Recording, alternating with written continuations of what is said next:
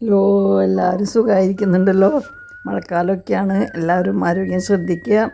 അപ്പോൾ ഞാൻ ഇന്ന് യാത്ര പുറപ്പെടുകയാണ്. ഇന്നൊരു മഴ ദിവസമാണ്. മഴ വഴിയിൽ കിട്ടുമെന്നറിയില്ല. ഒരു നീണ്ട യാത്രയ്ക്കുള്ള ഒരുക്കത്തിലാണ് കേട്ടോ. ഈ വഴിക്ക് ഞാൻ പലപ്പോഴും പോയിട്ടുണ്ട്, പക്ഷെ ഇന്ന് വരെ എനിക്ക് ഈ അമ്പലത്തിൽ പോകാൻ പറ്റിയിട്ടില്ല. സ്കൂളിലും കോളേജിലൊക്കെ പഠിക്കുമ്പോൾ അമ്മയുടെ വീട്ടിലേക്ക് ഷൊർണൂർക്ക് മുമ്പ് ഈ വഴിക്കാണ് പോകാറ്. പക്ഷേ ഇന്ന് വരെ ഞാൻ ഈ ക്ഷേത്രത്തിൽ പോയിട്ടില്ല. ഇന്നാണ് ഇവിടേക്ക് എത്തുന്നത്. പാടത്തിൻ്റെ അറ്റത്ത് വളരെ ദൂരെയായിട്ട് ഇതാ കാണുന്നു ഉത്രാളിക്കാവ് രുദ്രമഹാകാളി ക്ഷേത്രം. ഞാൻ പണ്ട് ബസ്സിൽ പോകുമ്പോൾ ഇവിടെ വരമ്പായിരുന്നു. ഇത് കാണുമ്പോൾ എനിക്ക് കുടുംബപുരാണം എന്ന സിനിമയാണെന്ന് തോന്നുന്നു. പാർവതി ഇവിടെ തൊഴുതിറങ്ങി വരുന്നൊരു സീനുണ്ട്. അതൊക്കെയാണ് എനിക്ക് ഓർമ്മ വരുന്നത്. അങ്ങനെ പല സിനിമകൾക്കും വേദിയായിട്ടുള്ള സ്ഥലമാണ് കേട്ടോ അത്. പല സിനിമകളിലും കണ്ടിട്ടുണ്ട് തോന്നുന്നു. അപ്പോൾ എൻ്റെ ഓർമ്മയിൽ നിൽക്കുന്ന രംഗം അതാണ്. അപ്പോൾ അത് അമ്പലത്തിനോട് ഞങ്ങൾ അടുത്തു. അവിടെ വളരെ ചെറിയൊരു അമ്പലമാണ്. ഇപ്പോൾ അടുത്ത കാലത്താണ് ഇത്രയ്ക്കൊക്കെ പുനരുദ്ധാരണം നടന്നത്. ഇത് ഇവിടുത്തെ പൂരം വളരെ പേര് കേട്ടതാണ്. വളരെ പേര് കേട്ടതാണ്. പണ്ട് ഉത്രാളിക്കാവ് വേല എന്നാണ് പറഞ്ഞിരുന്നത്. ഇത് തൃശ്ശൂർ ജില്ലയിലെ വടക്കാഞ്ചേരി പഞ്ചായത്തിലെ എങ്കക്കാട് ഗ്രാമത്തിലെ തലപ്പള്ളി താലൂക്കിലാണ്. അകമല ദേശത്തിൻ്റെ അകമല ചകത്ത് മല, ചുറ്റും വനങ്ങളും. അപ്പോൾ ഇത് കാണുമ്പോൾ തന്നെ വളരെ പ്രകൃതി മനോഹരമായൊരു സ്ഥലമാണ് അല്ലേ. ചുറ്റും മലകളും നെൽപ്പാടങ്ങളും, എന്തു ഭംഗിയാ. എല്ലാവർക്കും ഇവിടെ വന്ന ഫോട്ടോ വീഡിയോ ഒക്കെ എടുക്കാൻ തോന്നും. അപ്പോൾ നമുക്ക് അമ്പലത്തിൻ്റെ ഐതിഹ്യങ്ങളിലേക്ക് പോകാം. അതോടുകൂടി നിങ്ങൾ ഈ പ്രകൃതി ഭംഗിയൊക്കെ കണ്ടോളൂ കേട്ടോ. ഇടയ്ക്ക് ട്രെയിൻ കടന്നു പോകുന്നത് കാണാം. തലങ്ങനെയും വിലങ്ങനെയും ട്രെയിൻ പോകുന്നുണ്ട്. അങ്ങോട്ടും ഇങ്ങോട്ടൊക്കെ മിനിറ്റിന് പോകുന്നുണ്ട്. ഇതാ പോകുന്നൊരു ട്രെയിൻ. അപ്പോൾ നമുക്ക് അമ്പലത്തിൻ്റെ ഐതിഹ്യങ്ങളെക്കുറിച്ച് കുറച്ച് അറിയാം. ഈ സ്ഥലത്തിനെ പറ്റി പഴമക്കാർ പറയുന്ന ഒരു കഥയുണ്ട് ഇത്ര. അതിങ്ങനെയാണ്. ചന്ദ്രൻ വസിക്കുന്ന തിരുജട, അത് തിങ്കൾക്കാട് എന്നറിയപ്പെട്ടു. അത് ആ വാക്കിൽ നിന്നാണ് എങ്കക്കാട് എന്ന പേര് ഉണ്ടായതെന്ന് പറയപ്പെടുന്നു. ഇവിടെ അടുത്തുള്ള ഉരിയരിക്കുന്ന് എന്ന സ്ഥലത്ത് ആ കുന്നിൽ നിന്ന് ശിവൻ അരി യാചിച്ചു അത്രേ. അപ്പോൾ കിട്ടിയ ഉരിയരി ഉപയോഗിച്ച് അവിടെ വെച്ച് അത്താഴം വെച്ചു. അത്താഴം വെച്ച സ്ഥലം വെച്ചനാട് എന്നറിയപ്പെട്ടു. പിന്നീട് അത് മച്ചാടായി. ഇതൊക്കെയാണ് ഐതിഹ്യം. ഈ മനോഹരമായ സ്ഥലം കണ്ട് ശിവനും വളരെ ഇഷ്ടമായി. അപ്പോൾ പിന്നെ നമ്മളെപ്പോലുള്ള സാധാരണക്കാർക്ക് ഇഷ്ടപ്പെടാതിരിക്കുമല്ലേ. വേറൊരു വണ്ടി പോകുന്നു. പരമശിവൻ ഇവിടെ 2 ഭഗവതിമാർക്ക് ഇരിപ്പിടം നൽകി. വടക്ക് കിഴക്ക് ഭാഗത്ത്, അതായത് ഈ സ്ഥലത്ത് രുദ്രകാളിക്ക്, അതായത് രുദ്രമഹാകാളി അല്ലെങ്കിൽ ഉത്രാളിക്ക് വേണ്ടി അകമലയും പ്രദേശങ്ങളും, തെക്ക് ഭാഗത്ത് വാഴാനിക്ക് സമീപം തിരുവാണി, അതായത് തിരുവാണിക്കാവിലമ്മയ്ക്കും സ്ഥലം നൽകി എന്നാണ് പറയുന്നത്. ഉത്രാളിക്കാവിലമ്മയുടെ മൂത്ത സഹോദരിയാണ് തിരുവാണിക്കാവിലമ്മ എന്നാണ് വിശ്വാസം. അതുകൊണ്ട് തിരുവാണിക്കാവ് വേല അല്ലെങ്കിൽ മച്ചാട് മാമാങ്കം എന്നറിയപ്പെടുന്നത് ഉത്രാളിക്കാവ് വേലയുടെ ഒരാഴ്ച മുൻപാണ് നടക്കുന്നത്.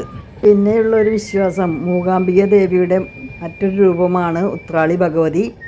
ഉത്രാളിക്കാവിൽ നിന്ന് 3 കിലോമീറ്റർ തെക്ക് വടക്കാഞ്ചേരി കരുമരക്കാട് ശിവക്ഷേത്രത്തിൽ പ്രതിഷ്ഠിച്ചിരിക്കുന്ന മഹാകുരുംബ ഭഗവതിയുടെ സഹോദരിയാണെന്നും മറ്റൊരു വിശ്വാസമുണ്ട്. അതുകൊണ്ട് പൂരം നാളിൽ കരുമരക്കാട് ഭഗവതി തൻ്റെ സഹോദരിയെ കാണാൻ ആനപ്പുറത്ത് ഇവിടേക്ക് വരുന്നു എന്നാണ് വിശ്വാസം. ഈ 2 സ്ഥലങ്ങളിലെ പൂരങ്ങൾ ഒരേ സമയം ആരംഭിക്കും. തുടർന്ന് വടക്കാഞ്ചേരിയിൽ നിന്ന് അലങ്കരിച്ച് ആനകൾ ഘോഷയാത്രയായി ഒരു സംഘം പോലീസുകാരുടെയും ധാരാളം ഭക്തരുടെയും അകമ്പടിയോടെ ഉത്രാളിക്കാവിലെത്തുന്നു. ഇരു ഭഗവതിമാരും സംഗമിക്കുന്ന ഉത്രാളിക്കാവിൽ അവർ സംഗമിക്കുകയും വരിയിൽ നിൽക്കുകയും കൂട്ടി എഴുന്നള്ളത്ത് നടക്കുകയും ചെയ്യുന്നു. നമ്മളെല്ലാവരും പാലിയത്തച്ഛൻ എന്ന് കേട്ടിട്ടില്ലേ? അതുപോലെ ഇവിടെ ഈ അകമലയിൽ കേളത്തച്ഛൻ എന്ന് പേരുള്ള ഒരു പ്രധാനിയായ അധികാരി ഉണ്ടായിരുന്നു. ഈ പ്രകൃതി സൗന്ദര്യം വഴിഞ്ഞൊഴുകുന്ന ഈ അകമലയുടെ നടുവിലായിട്ടാണ് അദ്ദേഹത്തിൻ്റെ മാളിക ഉണ്ടായിരുന്നത്. കാണുന്ന നെൽപ്പാടങ്ങളെല്ലാം അദ്ദേഹത്തിൻ്റേതായിരുന്നു. അദ്ദേഹം എപ്പോഴും ഒരു പനയോലക്കുട ചൂടിയാണ് നടന്നിരുന്നത്. ഒരിക്കൽ കേളത്തച്ഛൻ കൊല്ലൂർ സന്ദർശിച്ചപ്പോൾ മൂകാംബിക ദേവി തൻ്റെ കുടയുടെ മുകളിൽ ഇരുന്നു കൊണ്ട് അദ്ദേഹത്തോടൊപ്പം വന്നിരുന്നുവെന്നാണ് വിശ്വസിക്കപ്പെടുന്നത്. റെയിൽവേ ലൈനിൻ്റെ കിഴക്ക് ഭാഗത്തുള്ള അകമലയിലെ മൂലയ്ക്കലിലുള്ള തൻ്റെ വയലിനടുത്തുള്ള നെൽപ്പാടത്തിൻ്റെ വരമ്പുകളിൽ അദ്ദേഹം കുട വെച്ചപ്പോൾ ഭഗവതി കുടയിൽ നിന്ന് ഇറങ്ങി വരമ്പുകളിൽ ഇതാണ് ഉത്രാളിയിലെ മുല്ലയ്ക്കൽ ശ്രീമൂലസ്ഥാനം എന്ന് പറയുന്ന സ്ഥലം. മഴയിൽ നിന്നും വെയിലിൽ നിന്നും ദേവിക്ക് സംരക്ഷണം നൽകുന്നതിനു വേണ്ടി ഒരു ആൽമരവും അവിടെ നട്ടുപിടിപ്പിച്ചു. പിന്നീട് ഇവിടെ അങ്ങനെ പൂജകളൊന്നും ഉണ്ടായിരുന്നില്ല. വളരെ കാലത്തിന് ശേഷം ഒരിക്കൽ ഒരു ഹരിജന സ്ത്രീ തൻ്റെ അരിവാൾ മൂർച്ച കൂട്ടുന്നതിനു വേണ്ടി ഒരു കല്ല് അന്വേഷിച്ചു നടന്നു. കുറച്ചകലെയായി ഒരു പൂമരത്തിൻ്റെ ചുവട്ടിൽ ഒരു കല്ലു കണ്ടു. അതിൽ അവർ വാളെടുത്തുരച്ച് മൂർച്ച കൂട്ടാൻ തുടങ്ങി. കുറച്ചു നേരത്തിന് ശേഷം ആ കല്ലിൽ നിന്നും രക്തം വരുന്നത് കൊണ്ട് അവർ പരിഭ്രമിച്ചു. അവരുടെ ഭയന്ന് വിറച്ചുള്ള കരച്ചിൽ കേട്ട് പുരുഷ തൊഴിലാളികൾ ഓടിയെത്തുകയും വിവരം കേളത്തച്ഛനെ അറിയിക്കുകയും ചെയ്തു. പതിവ് പോലെ അദ്ദേഹം ജ്യോത്സ്യരുടെ അഭിപ്രായം അറിയാൻ വേണ്ടി പ്രശ്നം വെപ്പിച്ചു. ഭഗവതി തൻ്റെ ഭക്തരെ അനുഗ്രഹിക്കുന്നതിനു വേണ്ടി അവിടെ സ്ഥിരമായി താമസിക്കാൻ ആഗ്രഹിക്കുന്നു എന്നാണ് പ്രശ്നത്തിൽ തെളിയുന്നതെന്ന് ജ്യോത്സ്യൻ അദ്ദേഹത്തെ അറിയിച്ചു. ദുർഗാഭാവത്തിലാണ് ദേവി ഇവിടെ കുടിയിരിക്കുന്നതെന്നും മരത്തിൻ്റെ ചുവട്ടിൽ ഇരിക്കാനാണ് ഇഷ്ടപ്പെടുന്നതെന്നും ജ്യോത്സ്യൻ അറിയിച്ചു. അതിനാൽ പൂവം മരത്തെ സംരക്ഷിക്കുന്ന തുറന്ന മേൽക്കൂരയുള്ള ഒരു ക്ഷേത്രം പണിത് ഭഗവതിയെ അവിടെ കുടിയിരുത്താൻ തീരുമാനിച്ചു. ഇതിനുശേഷം പ്രസക്തമായ എല്ലാ പൂജാവിധികളോടും കൂടി ആരാധന ആരംഭിക്കുകയും ചെയ്തു. ഇപ്പോഴും ഒരു മരത്തിന് കീഴിലാണ് ഭഗവതിയുടെ പ്രതിഷ്ഠ. ഈ മരം നശിക്കുമ്പോൾ പുതിയതായി ഒന്ന് വെച്ച് പിടിപ്പിക്കുകയാണ് പതിവ്. ബ്രാഹ്മണ കുടുംബത്തിൽപ്പെട്ടയാളാണ് ഇവിടെ പൂജാരിയായി നിയമിച്ചത്. ദേവിക്ക് അവരെയാണ് ഇഷ്ടപ്പെട്ടതെന്ന് പ്രശ്നത്തിൽ തെളിഞ്ഞതുകൊണ്ട് ചക്കിങ്ങൽ മഠത്തിലുള്ള ബ്രാഹ്മണരാണ് ഇവിടെ പൂജ നടത്തിയിരുന്നത്. ആ കുടുംബത്തെക്കുറിച്ചുള്ള ഒരു ഐതിഹ്യം കൂടിയുണ്ട്. ടിപ്പു സുൽത്താൻ്റെ പടയോട്ടക്കാലത്ത് പേടിച്ച് വിറച്ച ഒരു ബ്രാഹ്മണ കുടുംബം ഓടിപ്പോയി തൃപ്പയാറെത്തിയെന്നും അവിടെ എത്തുമ്പോൾ അവരുടെ കയ്യിൽ ഒരു ഉരുളി ഉണ്ടായിരുന്നു എന്നും പറയുന്നു. ഉണ്ടായിരുന്ന കുട്ടി അന്നയ്യൻ പട്ടർ വളരെ മികച്ച പാചകക്കാരനായി തീർന്നു. ദേവിയുടെ അനുഗ്രഹം കൊണ്ട് ചക്കിങ്ങൽ മഠത്തിൽ പിന്നീട് ധാരാളം ആളുകൾ പാചകരംഗത്ത് മാത്രമല്ല സമൂഹത്തിൻ്റെ വിവിധ തുറകളിലുള്ള, അതായത് സംഗീതം, നിയമം, ആതുര സേവനം തുടങ്ങി വിവിധ രംഗങ്ങളിൽ പ്രശസ്തരായ അനേകം ആളുകൾ ആ മഠത്തിൽ ഉണ്ടായിയത്രേ. അതിൽ നമ്മൾക്കറിയാവുന്ന പ്രധാനിയായ ഒരാളാണ് ചക്കിങ്ങൽ മഠം കൃഷ്ണയ്യർ എന്ന അമ്പിസ്വാമി. പണ്ട് ക്ഷേത്രഭരണക്കാട് കുമരനെല്ലൂർ, വടക്കാഞ്ചേരി എന്നീ 3 ഗ്രാമങ്ങളിൽ ഉള്ളവരുടെ നേതൃത്വത്തിലായിരുന്നു. അവരായിരുന്നു ക്ഷേത്രത്തിലെ എല്ലാ കാര്യങ്ങളും നടത്തിയിരുന്നത്. ഇപ്പോൾ അത് കൊച്ചിൻ ദേവസ്വം ബോർഡിൻ്റെ കീഴിലാണ്.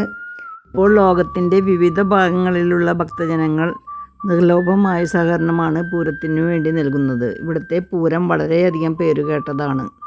ഐതിഹ്യങ്ങളും കഥകളും എന്തുമായിക്കൊള്ളട്ടെ, ഇവിടെ എത്തുമ്പോൾ നമുക്ക് കിട്ടുന്നൊരു പോസിറ്റീവ് വൈബുണ്ടല്ലോ, അത് പറയാതിരിക്കാൻ വയ്യ.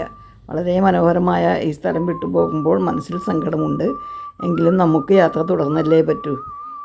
നല്ല ചാറ്റൽ മഴയുണ്ട്.